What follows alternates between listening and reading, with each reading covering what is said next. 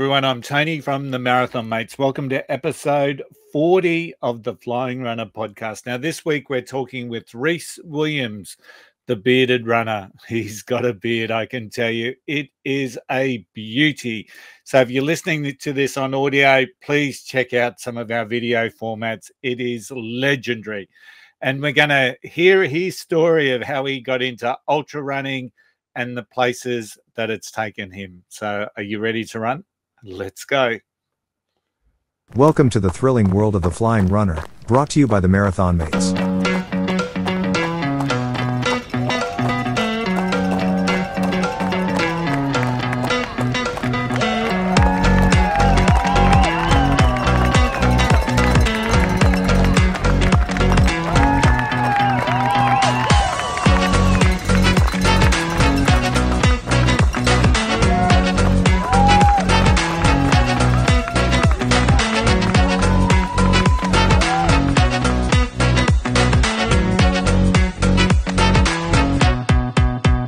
Hey there, everyone, and welcome back to the Flying RuNR Podcast. On this episode, we'll be talking with Rhys Williams, the bearded runner, and I may have mentioned that he has got one hell of a beard, and he has got one hell of a beard. Now, Rhys started running at an early age and has gradually stepped up the distances.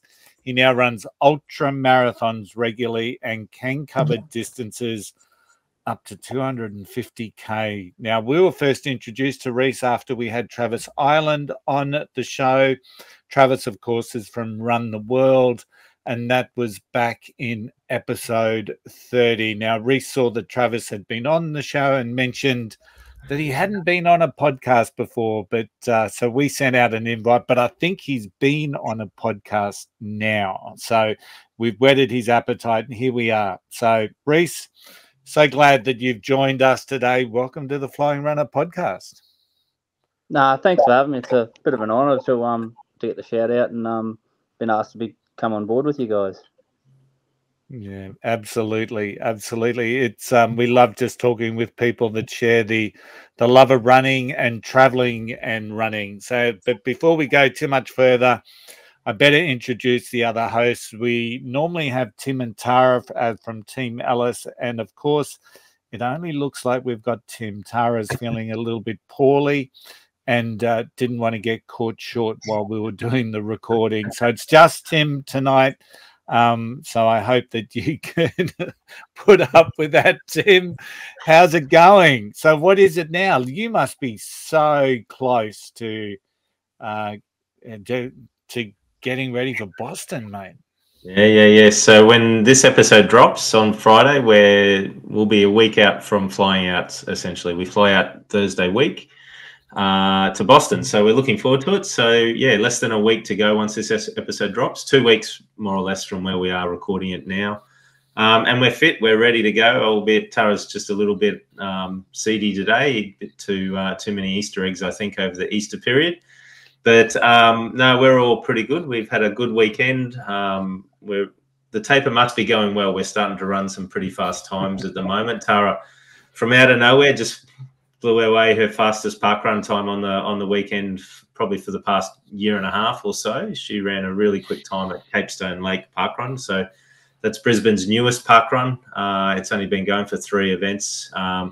Really beautiful parkrun on the northern suburbs of Brisbane, where you run around Capestone Lake. A beautiful little course. It's a bit weird. You go out, turn around and out and back, come back, but you don't come all the way back to the finish. You turn around and run back on the bits you've just done before turning around and running back again. So you've got this section where you're overlapping runners coming and going.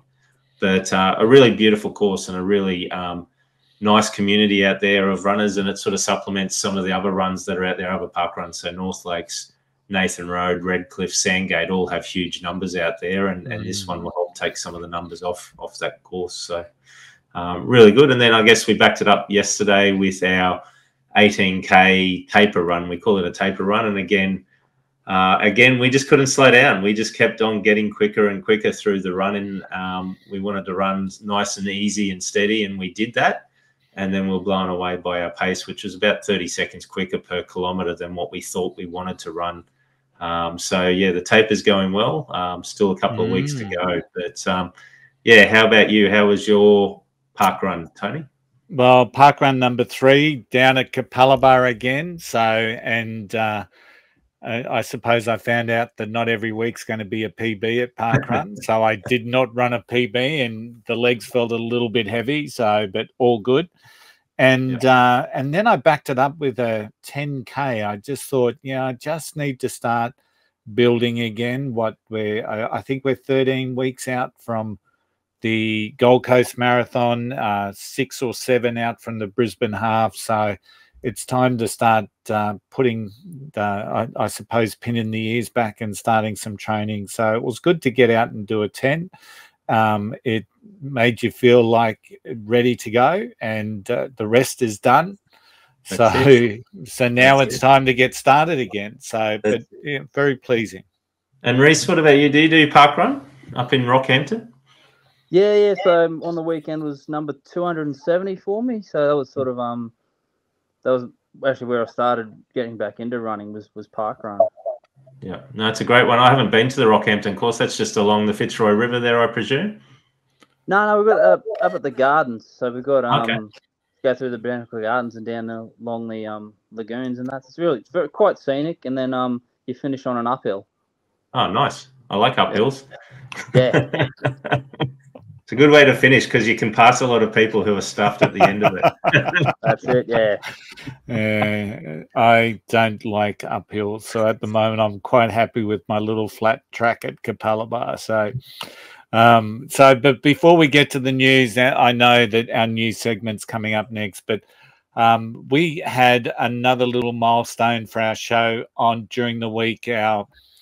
After our episode with Robert Wang, we somehow managed to wangle into the Canadian Apple podcast chart. So we were number 23 on Apple for running podcasts in Canada.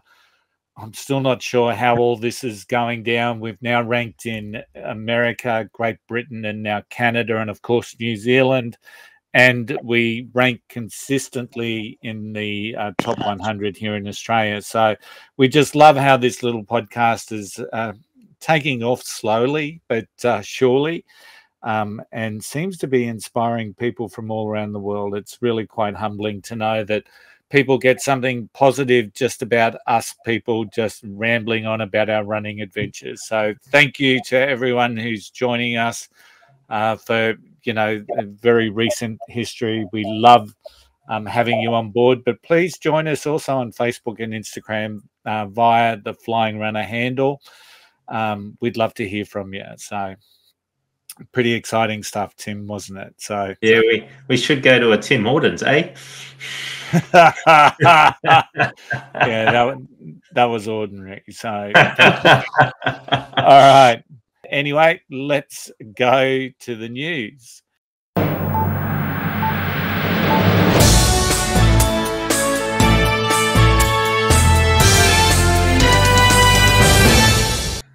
And as we always do, we look around the world of running to bring you all the news from this sport. And Tim is our news hound, and it's only fitting that he's going to lead us off. So, Tim, what's been happening? So just on the weekend that's been, Tony, we've had the World Cross Country Championships from Belgrade in Serbia. Now, these are annual events. I think, as you recall, last year, the World Cross Country Championships were held in Bathurst here in Australia. Yeah.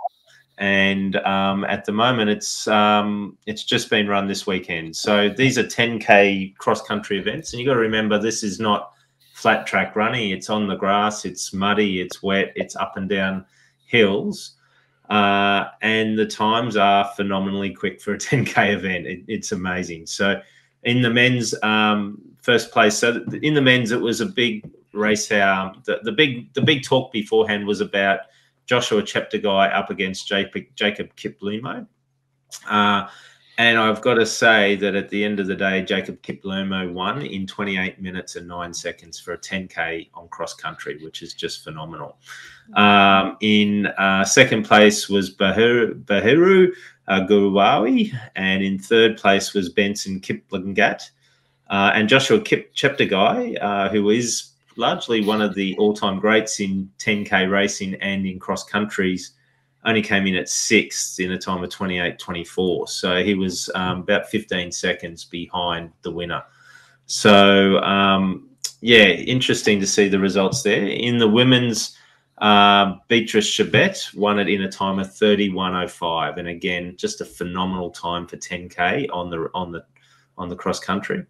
And it was a let's see, a top 5 for Kenya in the women's. First 3 to 5 are all Kenyans. So unbelievable. Yeah, I don't want to go through all the names without offending people there, but yeah, just again, phenomenal times. But well done to the Ethiopian team in the women's. And looking at the men's, yeah, 3rd, 4th, and 5th, 7th, and 8th were all Kenyans as well. So they definitely own the sport of long distance running, and particularly cross country running. Yeah, and interesting around the world cross country champs is that if you're on Facebook and you follow World Athletics, there's a number of different videos out there in relation to the races and also the preparation for the races. So one of the obstacles on the course is like hay bales. So one of the videos was showing people zigzagging their way through and then showing people how they adapted, and they were running over or jumping over the hay bale. So it's really quite interesting to see I guess, the strategies that happen in world champs. But yeah, I think there's a mortgage on Ethiopia, Kenya, and Uganda, and in the world champs, there's not too many. I didn't hear any Aussies. To be honest. No. Last year, the Aussie mixed relay team came 3rd and got a bronze medal. This year, they didn't field a team by the looks of it. And I looked back on the list. I think Fiji came in on 13th place in the mixed team relay from memory. So okay, it shows you that you could field a team pretty easily and get a top 13 spot. But no, I love cross country running. I love watching it on the YouTube videos. I love how they do it all. I love the speed these guys and women can run the cross country. It's just not televised enough, I think, because the money's in the road racing, not in the cross country. But remember when we had Rob De Castella on our podcast back in episode 5 or 6 or whenever it was, we talked about his stellar career and how the cross country running helped lead him to his road running success. So there's definitely this thing between being an awesome cross country runner over 10K and then stepping it up into the road distance. I think it builds up your endurance and your strength and your speed pretty easily in that cross country place. Yeah. So the other news of the week is Gold Coast Marathon. So Gold Coast Marathon has come out in the last week and announced a new course for the marathon. The marathon course largely stays the same. It's still a run down to the south from the Broadwater at Southport, run south and then run north again. But in this instance, there's a few extra new dog legs that have been brought into it so that they don't have to run all the way down to Burleigh. And there's a couple of reasons behind that, but largely because they're constructing a new light rail line down that end of the coast. So it's interesting. There's a new dog leg that goes up SeaWorld Drive up towards SeaWorld and turns around up there and comes back again. And then there's another dog leg that once you've gone down towards Broadbeach, you then sort of turn right and head west for a little while over the Gold Coast or over to the Gold Coast Highway and then follow the Gold Coast Highway down for a bit before you dogleg back to the main route that you'd normally take. The good thing about it is they've got rid of one of the narrow sections on the course as well, which is Hedges Avenue. In the past, Hedges Avenue really is only a road that's wide enough for probably 1.5 car widths wide. So trying to get thousands of runners to run through that section is very difficult. So what they've done is only made it a one-way section for running this time round. So it will basically open the course up a lot more and remove some of the roadblocks as well. So I'm actually quite excited by it. I'm running it this year. I know as you, Tony, and Tara's doing it as well. I'm excited because it is a change. It does get a little bit boring after a while running the same marathon course over and over again. And this one will add a few extra challenges in there. So I'm really excited. What are your thoughts, Tony? Yeah, I'm looking forward to it. Never run the full marathon at Gold Coast, so running past SeaWorld, it sort of makes sense to me that that's probably what they should have been doing all the time. But yeah, really, I think it's a good move. Yep. Rhys, have you run Gold Coast Marathon before? Yeah, my debut marathon was at Gold Coast. Didn't go to plan, and I finished the marathon and said, I'm never running again. And here you are on a podcast talking about running. No, that was I think it probably set the bar a bit too high, and the body failed when I didn't want it to. But we live, we learn, and half an hour later, I'd stopped crying and thought, well, let's do it again at some point. That's it. That's what it's all about. That's. I think we've all had those races before where they just don't go quite to plan, and you can either throw in the towel and say I'm never doing it again and walk away from it all, or come back stronger for it afterwards. Yeah, that's definitely it. Yeah, it's the resilience that we start to breed in ourselves and learning from our mistakes. So, Tim, thanks for the news. As always, the news hound, you've done well. So now this week, of course, we're looking forward to speaking with Rhys, the bearded runner. Now, Rhys, thanks again for joining us. And I'm going to kick off the questions, and it's a pretty obvious one, especially for those that are watching in video format. You've got the nickname of the bearded runner, but for those listening, please let us know all about that beard. I want to know how long it is. And apparently I've heard some whispers that there's some wind catching abilities within that beard itself. Now, are they true? There's quite a few photos of me sort of during the faster events here where it's just split down the middle and over each shoulder, which makes for a good photo. And it's been a long journey with the beard. I think the last time I was clean shaven was about 3.5 years ago.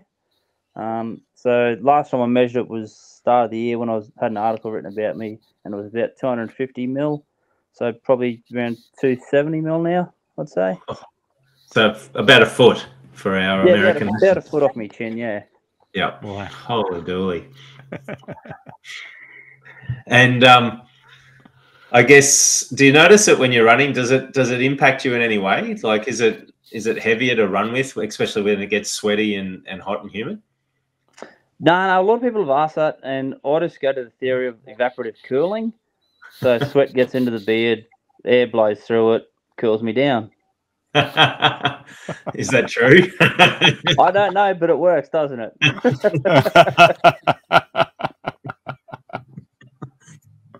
All right. Well, before you had your beard, there was a time when you started running, and maybe you had a beard back then, I don't know. But when did you first get into running, and why did you get into running? And I guess through that time, you've progressed from smaller runs right up to ultra running. So can you give us some information around, I guess, why you got into running, how you got into it, and how you progressed?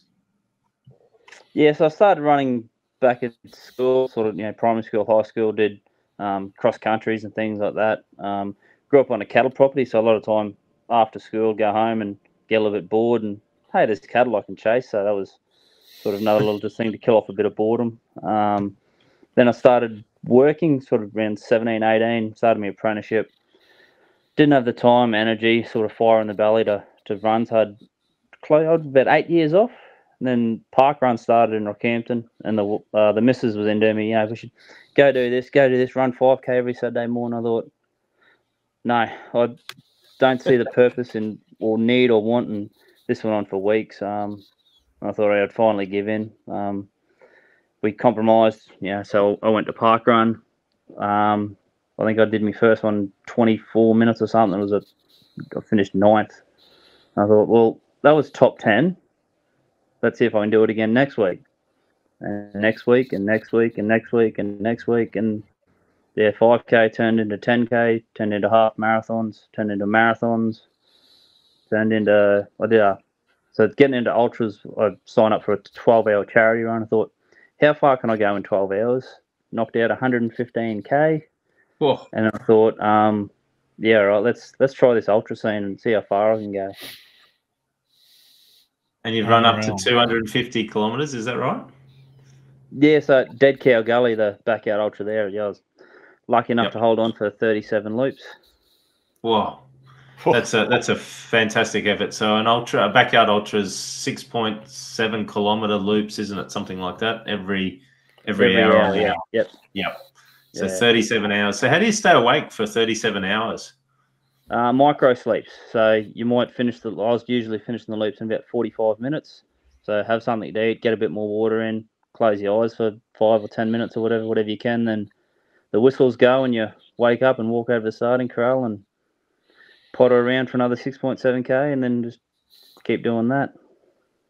Yeah, no thanks. You're a braver man than I. So, Rhys, how many marathons and I guess and ultras have you run? Marathons I've probably run. Well, I did Gold Coast. I've done a few at Yeppoon here, so probably only a handful, like 4 or 5. Really, we don't have a huge offering in Central Queensland for the marathons, but plenty of half marathons. And we've got a 100K trail run coming up in 4 weeks' time, which is local. Yeah. And out of all those races or all those events you've done, what would be your favourite one? Dead Cow Gully was definitely my favourite so far. Went up to and did Smurfs last year. It was pretty good too. Got to me and Foxy, Adam Fox, decided we'd had enough after 34 loops and decided we'd finish together. So no official winner, but in our hearts we're both winners. So Dead Cow Gully last year was the world record course, wasn't it? That was the one where they set 104 loops, I think it was, for the winner. 102. The Australian Masters, was 102 loops, Yeah, 102 loops, 102 hours of running every hour on the hour. So what is that? What's that in kilometres? That's over 600. Yeah, so 600. I think it was 684. Phil Gore finished with. Yeah. Why? Because it's a world record. Because you can. Because you can. If you can do it, why not, eh? Oh, no, there's no way in the world I could even contemplate thinking about that. So, but I take my hats off to everyone that can, because that must be so challenging. So, and it's not just the event that would be challenging. The training for something like that must be like, how do you train for something like that, Rhys? A lot of ours is just low heart rate, long, slow, monotonous, sort of boring running, because if you're out there and you're by yourself, you're doing that 6.7K, you might be by yourself the whole time, so you sort of can get caught up in your own head a bit. So it helps to switch off. If you can I sort of just try and revert back to thinking about nothing, just run the hour that you're in and that's it. Yep, you're not selling it like slow, monotonous, boring. But that's the great thing with backyard ultras. You decide where your finish line is. There's no pressure of, all right, I've got to get to 12 hours. I've got to get to 18 hours. If you get 7 loops and you go, I've had enough, well, that's it. You get your official little DNF and you can walk off the course. So I just did the sums. 104 loops was 696 kilometres. So you may as well say 700 kilometres that they ran in 104.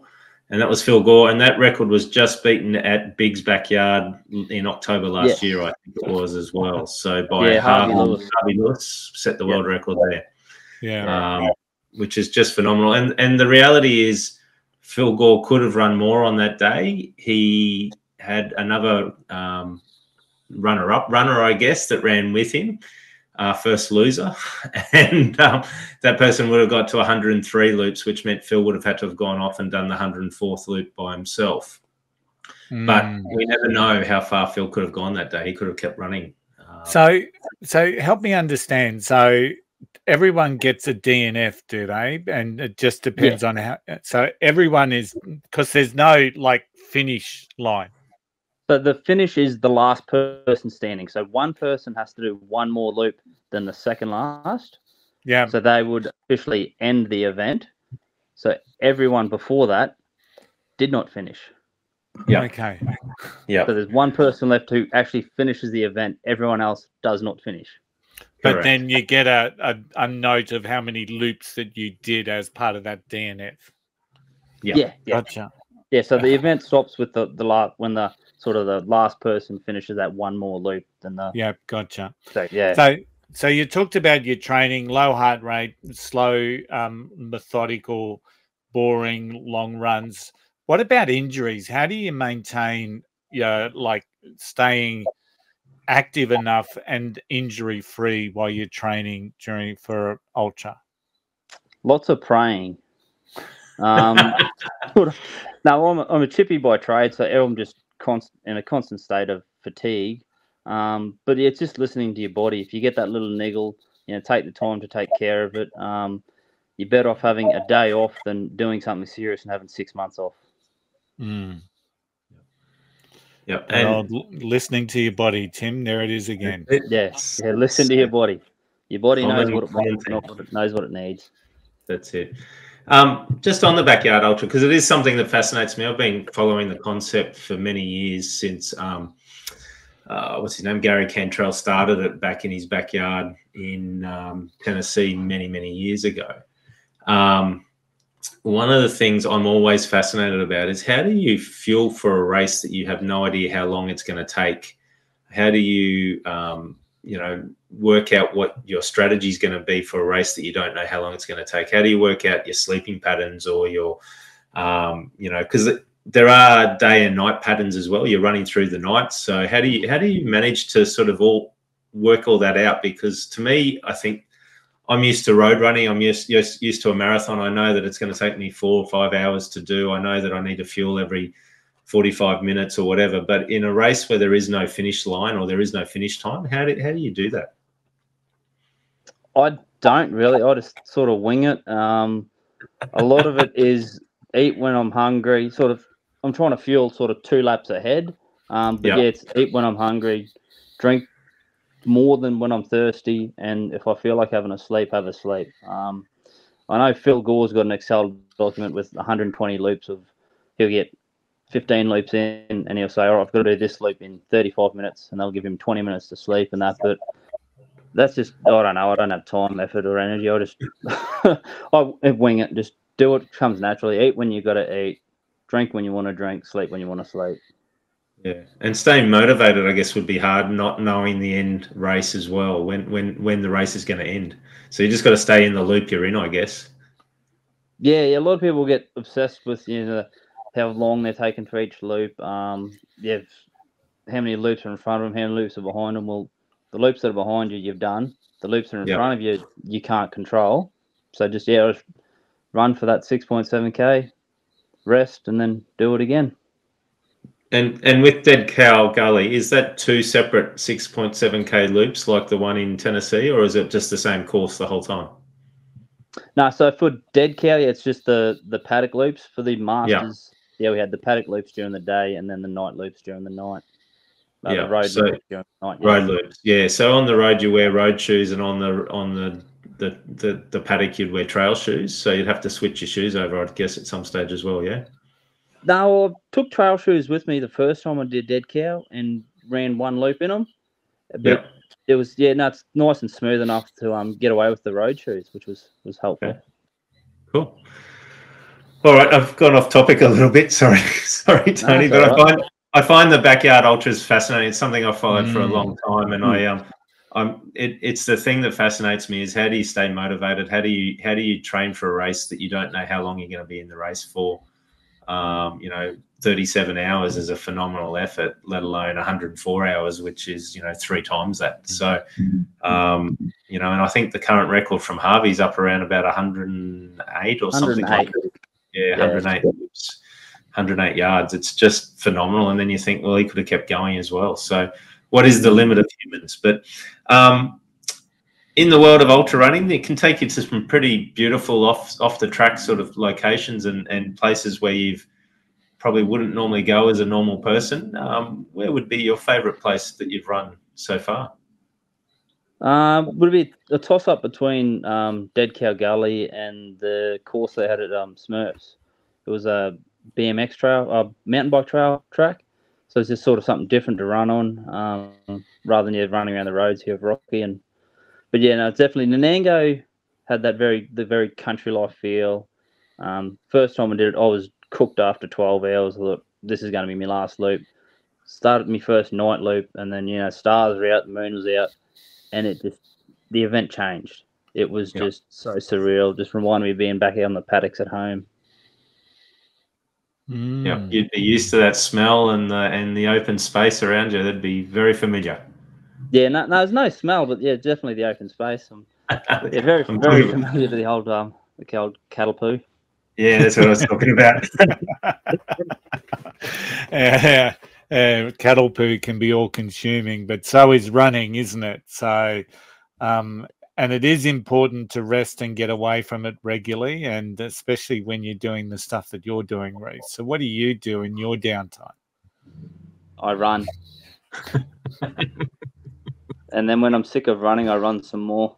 Yeah, that's about it. My life's just turned from work to run to try and fit in family time to try and fit into running to it's just family time is probably the downtime of anything. There you go. It is one of those things that can consume you and take you a long way. And I guess the longer the events, the more training you have to do. So so we've talked about backyard ultras, and we've talked about some of the ultras you've been to. If you had your dream ultra to run anywhere in the world, which one would it be? Not Barkley's. Not Barkley's? I think that event would kill me. I would love to do it and give it a go, but man, getting your head around climbing Mount Everest twice in 60 hours while still trying to run,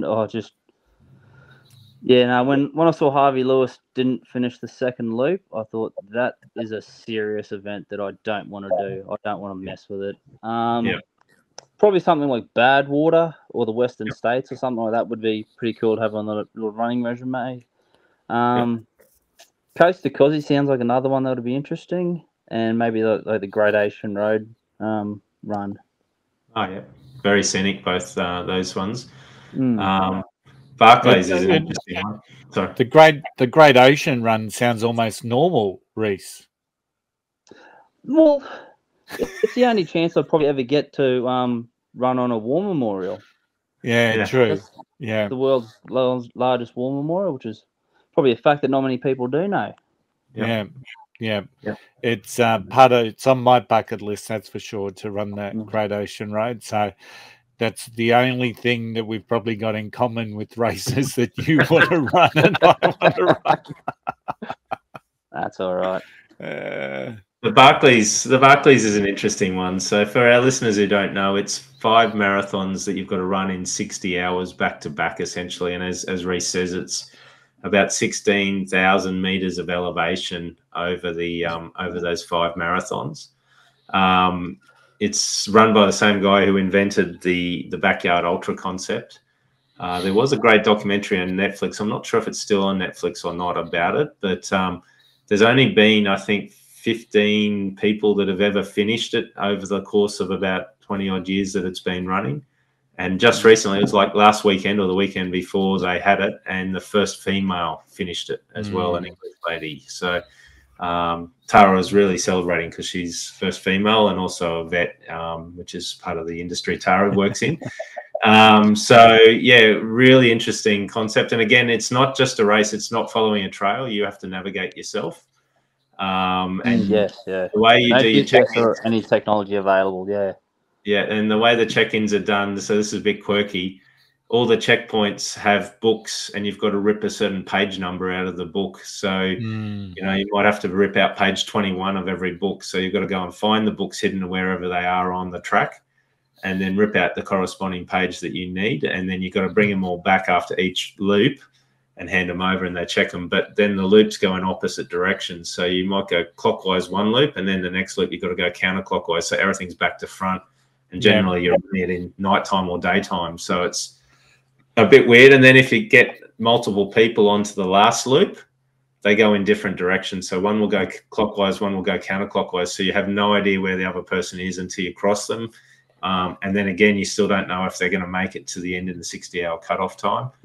And there are people that have, been literally running up to the finish line and missed out by only a minute or 2 minutes at the end of the day because the cutoff happened before they got there. It's a tough one. But if you ever find it, if you haven't heard about the Barclays Marathon, definitely YouTube it or Google it or look it up on Netflix, because it's a pretty phenomenal concept.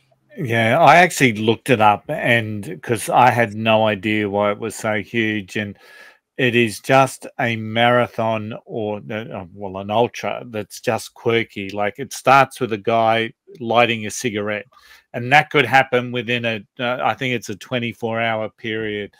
The book pages that you've got to get corresponds to the number you wear, but then your number that you wear every loop changes. So your number of, and like, it's just like, I'm just thinking, why? It's just like, why?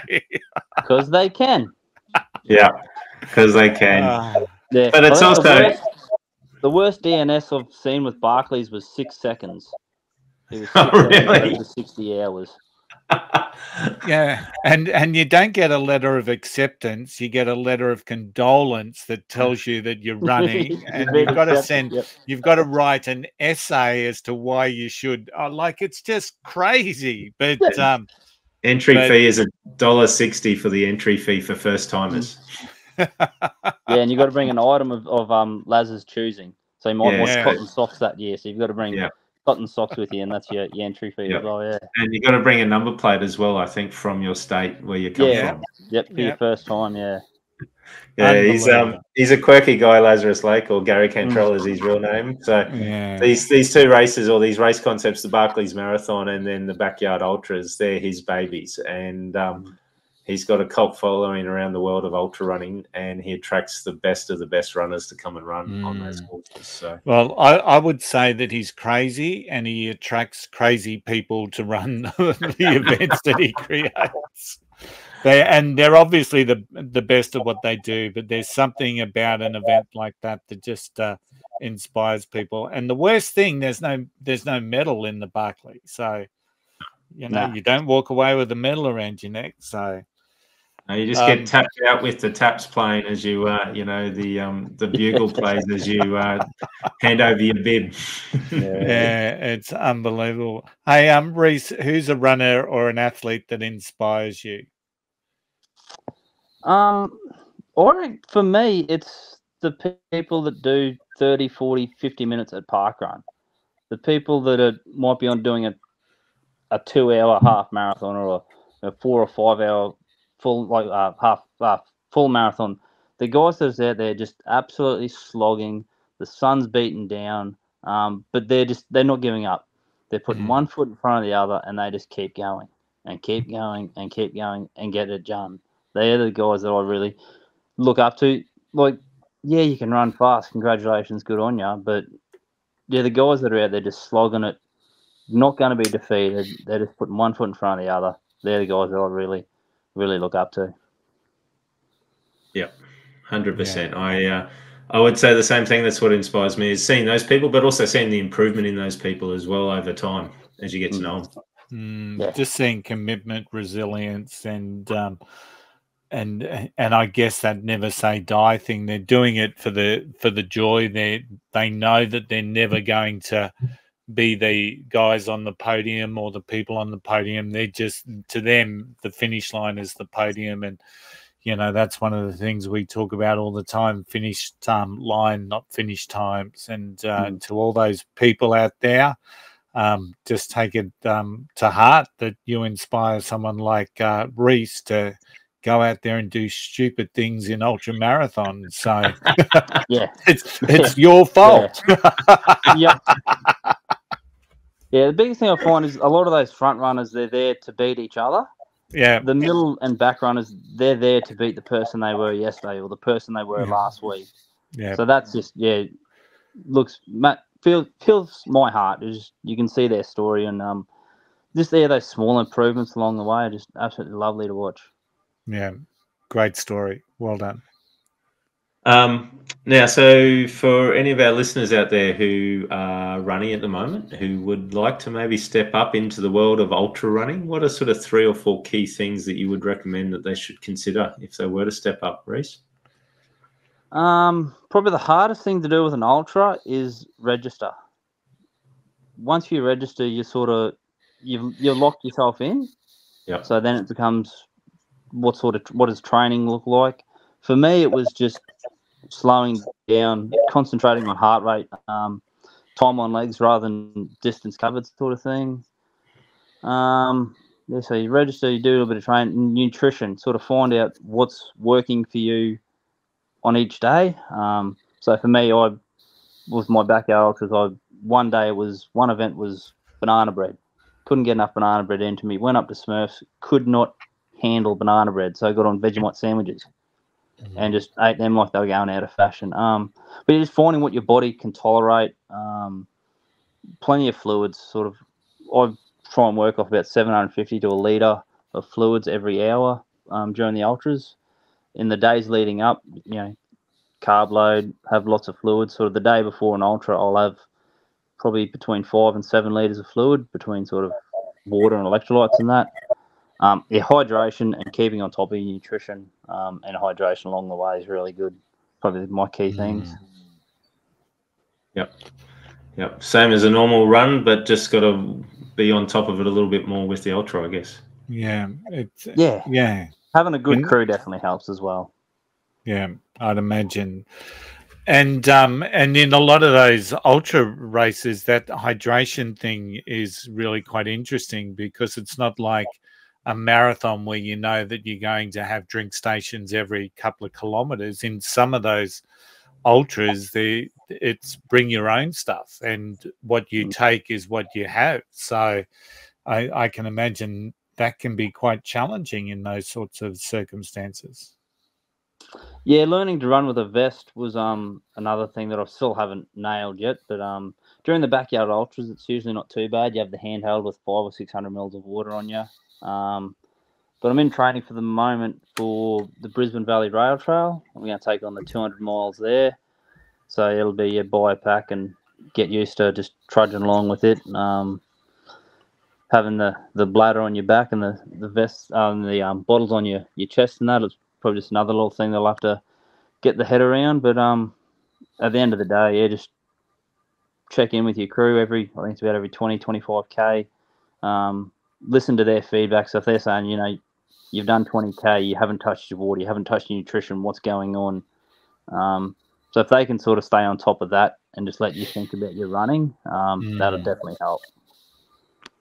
Yeah, I'd imagine that team part of it is huge. Having that team that you trust and that you trust them and they trust you, that they know your routines and rhythms well enough that if you're not eating or drinking, that they know you can keep going, and they can trust you to go out there and do it. But at the same time, you trust them when they say enough's enough, time to step off. When they say that, it's the real deal, I guess. Yeah, sort of your body will tell you if you've had enough, but I think your head's going to give up before your body does, which is probably another thing that scares people off with the ultra running, and that is just the mindset. Your body will be in pain, but you look at the person next to you while you run, they're probably in the same amount of pain. So did you mention your next race that you're training for just before?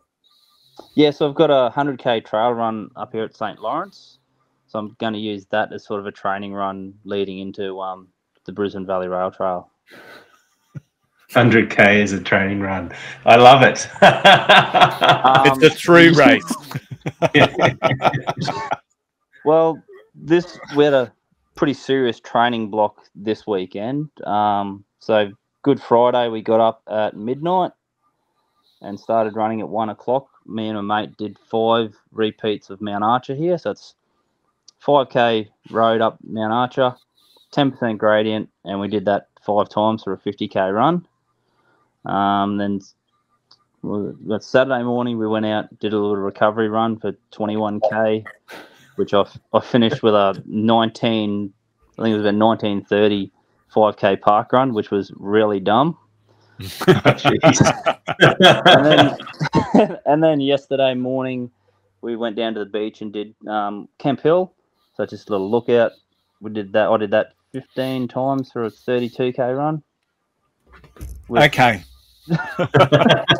So a weekend full of elevation. Yeah. There you go. Yeah. And I noticed you got your Run Down Under shirt. We talked about Run Down Under before, or Run the World before with Trav Island. Yep. Where are you up to? You've done your loop around Australia under your original Run Down Under, I presume, and now you're on a different map. Is that right? Yeah. So I finished Australia 2.5 years ago, I want to say. Yeah. Halfway around Canada at the moment, the Great White North. Okay. And how far is that one? That's probably the same size as the Run Down Under, or a bit further? It might be a touch further, very close, very similar to the 14,000 of Australia. Yeah. I've still got a while to go. I'm just coming into Adelaide now, so I've still got a little while to go around Australia. But I've got to work out the next one to do. I think I might do New Zealand next because it's a smaller one. Yeah, get it out of the way. Yeah. All right. Well, thanks for that, Rhys. Now, before we start to wrap the show up, we always ask our guests to do a fast six, and this is Tony's segment. So I'll hand it over to Tony to explain a little bit more. But we want to get your fast six. So over to you, Tony. All right. So Rhys, these are just very simple questions, very quick, simple answers, and let's go. So. First question, podcast or music? Neither. Okay. I guessed that one too, just quietly. So, and we'll come back to it once we've done it. So the best running advice ever given to you? Tie your shoes tight. Okay. What advice would you give to someone starting out? Don't. It's too addictive. Uphill or downhill? Uphill. Gels yes. or blocks? Gels. And favourite shoes to run in? Oh, there's too many to pick. Okay. Anything Brooks. Anything? Yeah. Okay. All right. So Rhys, are you a naked runner? You don't have headphones when you run. You just. Nah. So I sort of find every now and again I'll run with music, but it's a little bit of a distraction. Yeah. So I like to listen to my body. So listen to me feet hit the ground. You know, do they sound right? Are my knees feeling right? Is everything feeling right? Whereas I think you can, if you're with music, you can concentrate on it too much to try and get you through the run. Whereas if you're concentrating on your body a little bit more and concentrating on your form, that's going to get you through a bit cleaner than with the music, I think. Yeah. You would not enjoy running with Tara because you don't need headphones when you're running with Tara because she just talks and talks and talks. And we love you, Tara. That's not a criticism. But, she doesn't so much with me. I think I run too fast, maybe. She can chat. So just one last one, Rhys. You talk about uphill. So have you got any tips for our runners, our listeners for running uphills? So you do an awful lot of them, I guess, in the ultra space. So you probably have some good tips for that. Yeah. So the rule of thumb in ultras is if you can't see the top, walk. If you're choosing to run up it, I've always find shorten your stride and try and up your cadence is going to be a lot better than trying to keep your cadence the same and stretching out. That way you're sort of not working over your leg.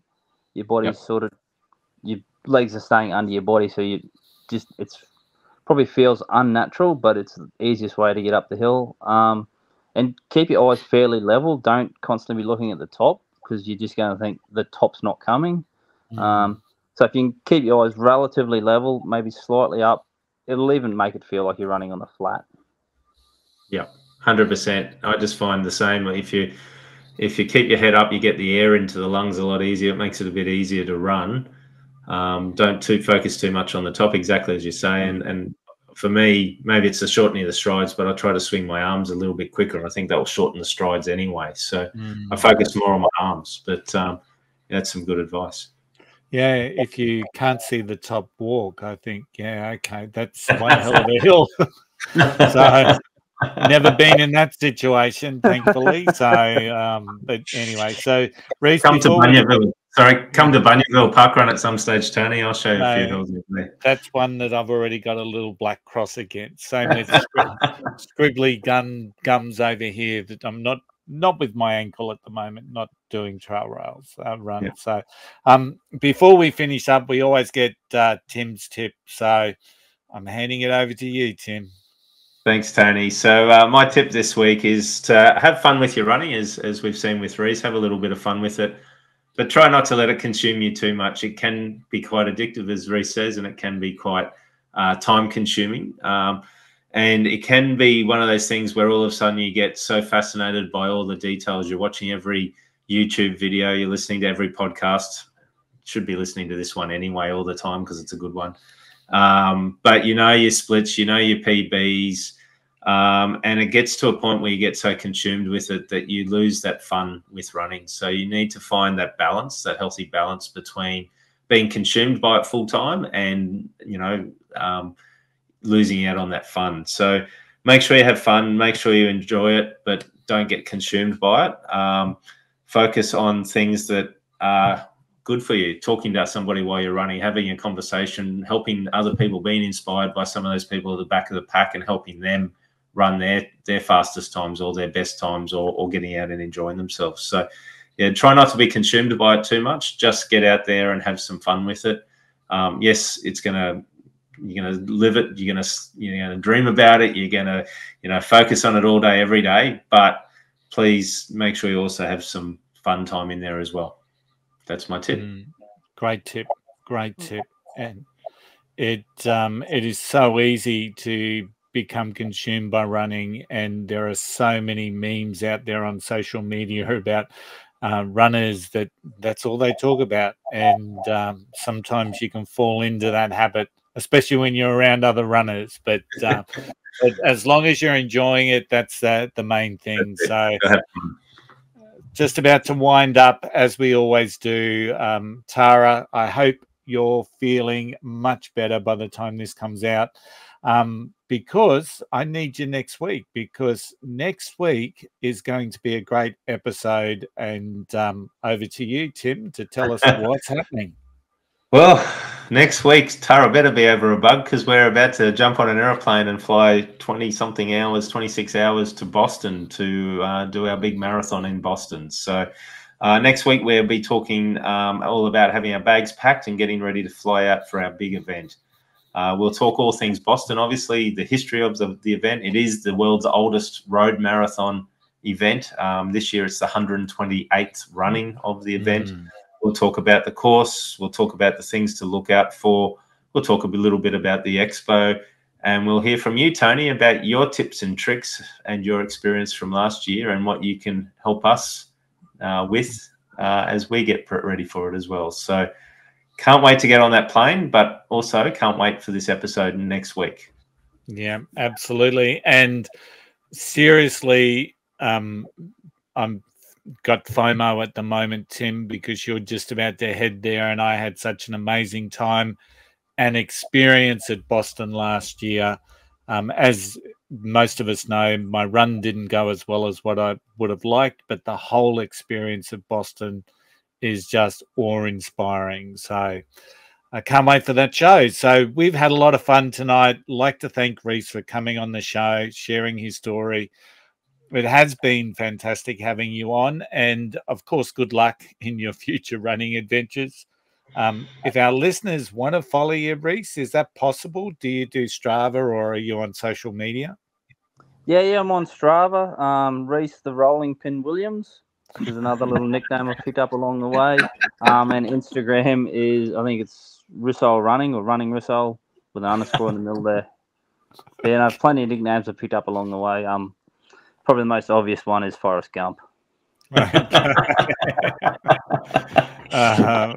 right. So I'll make sure those links are in our show notes. So if you do want to follow this crazy man that does ultras and just loves doing them, please do, because it can be quite awe-inspiring watching people test their own limits and their own resilience. And that wraps us up for this week. Video this episode, of course, is available on Spotify and YouTube, audio on Apple and Amazon, and just about every other popular podcast platform. If you have liked this episode, please like the episode, write a comment, let us know how you heard from us.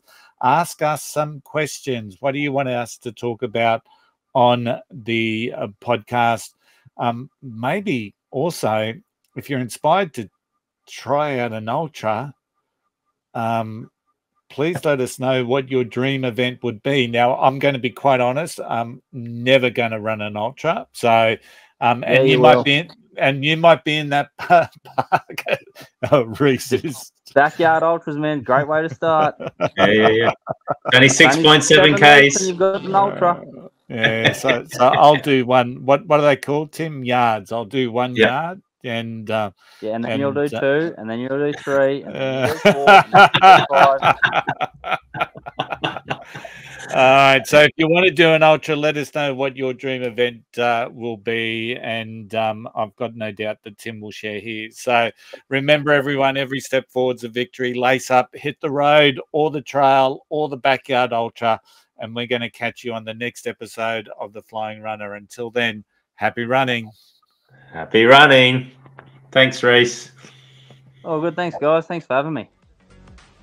Thanks, mate.